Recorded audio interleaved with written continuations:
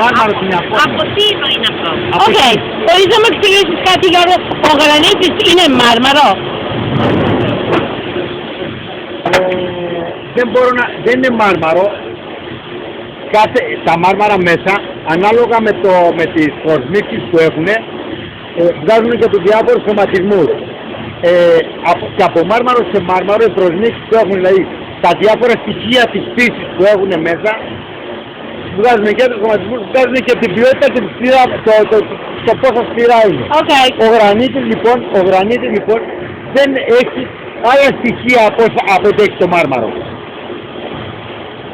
Τώρα, το τι στοιχεία έχει ο κάθε γρανίτης, να σου πω για το μάρμαρο της Νάτης, ξέρω ότι είναι κύρια ασβεστολιθικό, ασβέστιο, έχει μαγνήσιο μαγκάνιο μέσα, έχει...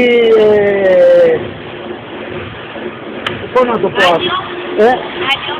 Ναι. Κάλιο. Κάλιο. Thank you.